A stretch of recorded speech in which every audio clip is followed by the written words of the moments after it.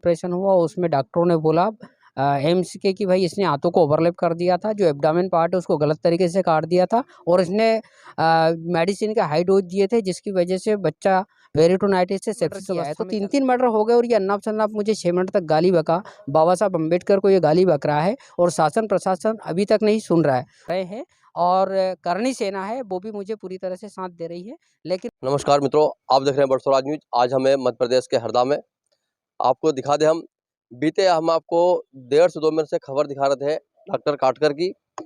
इनका आरोप है और इनके पास रिकॉर्डिंग भी है कि इनको 6 मिनट तक गाली दी गई और बेटा भी खत्म हो चुका। हमने वो भी आपको खबर दिखाई थी। भाई क्या नाम है आपका? साथियों नमस्कार, मैं professor Sunil Kumar from Delhi university.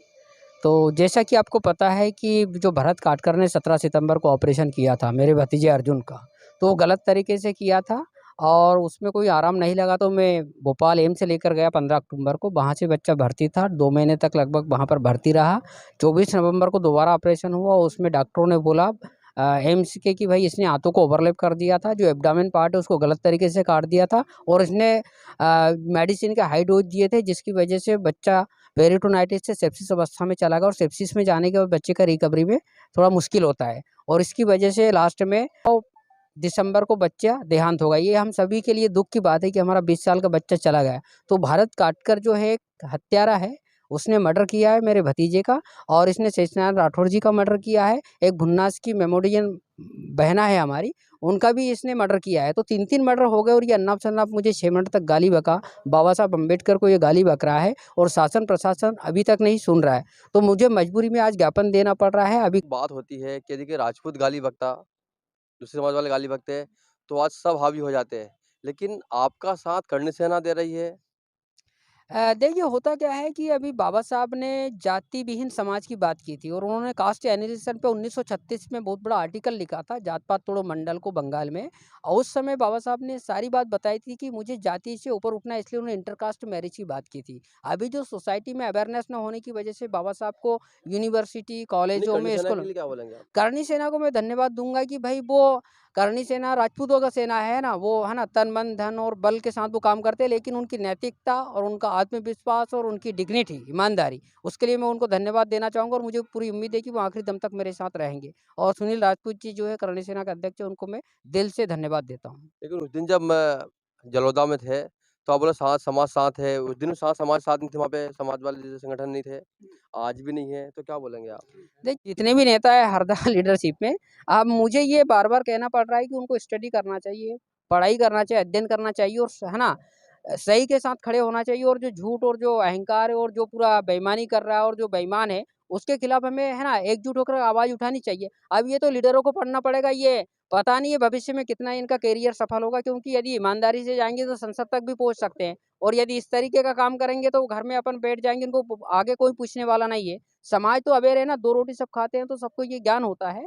विद्वान लोग होते हैं समाज में, सब यहाँ पर जितने साथी खड़े हैं सबको आइडिया है, पता है कि जो नेतागिरी कर रहा है सिर्फ़ छुट-भैया नेतागिरी करने से काम नहीं चलेगा। हमको बाबा साहब को, हमको देश और दुनिया को पढ़ना पड़ेगा और पढ़ने के बाद ही हम किसी मुकाम तक जाएँगे। बाबा साहब ने उस ज़माने में 662 विरासतों को एक कर दिया और संविधान लिख के गए और हम जैसे लोगों को यहाँ पर इतना अपलिफ्टमेंट किया, हम प्रोफ़ेसर हो गए दिल्ली यूनिवर्सिटी में, तो समाज आगे बढ़ रहा है एक लेकिन क्वेश्चन ये उठता है कि कुछ दिन पहले भी एक अधिकारी को जासूस शब्द बोला था, तो हुँ, सारे समाज बिगर बुलाए संगठन आए थे, बिगर बुलाए। बिल्कुल, आपको मैं देख रहा हूँ काफ़ी देर बिल्कुल। से आप सबको फ़ोन लगा रहे हैं, लेकिन कोई नहीं आ रहा है। हुँ, हुँ। इस पे क्या बोलेंगे आप? ये बड़ी विडंबना है कि मैंने सुबह भी बोल दिया था, रात में भी बोल दिया था कि आपको और वन बाय वन बोला था जितने भी यहाँ के लीडर हैं, लेकिन अभी तक नहीं आए। मैं मेहरा जी को तो खुद आज मिल के आया हूँ कि भाई आप आएँ और मैं जो भीम आर्मी के प्रदेश अध्यक्ष उनसे भी सुबह बात किया था, उन्होंने आश्वासन दिया था, लेकिन अभी तक नहीं आए। तो मुझे ऐसा लगता है कि उनने बाबा साहब को ना तो पढ़ा है और उनकी पढ़ने की मंशा है। अगर पढ़ेंगे तो ये आंदोलन में ज़रूर आएँगे। उनने आश्वासन दिया था लेकिन नहीं आए, मतलब क्या है कि इमैच्योरिटी है।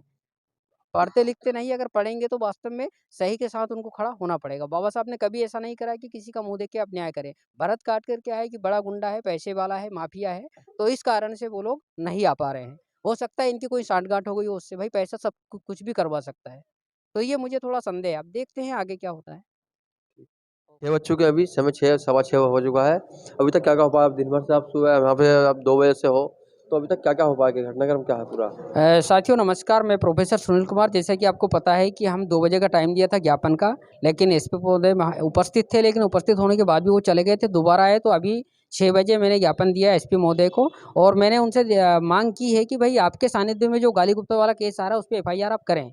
लेकिन अभी उन्होंने सिर्फ़ आश्वासन दिया है, अगर वो एफआईआर नहीं करेंगे तो कल फिर मैं वापस एसपी सर से मिलूँगा, क्योंकि गाली गुप्ता और गुंडागर्दी वाला उनके हैंडओवर होता है। बाकी दूसरी बात रही है तो अभी कलेक्टर महोदय ने मेरी बात हुई है कि वो 6 बजे आने का बोले थे, लेकिन 6:10 हो रहा है। मुझे उम्मीद है कि वो भी मिलेंगे और उनको भी मैं ज्ञापन दूँगा।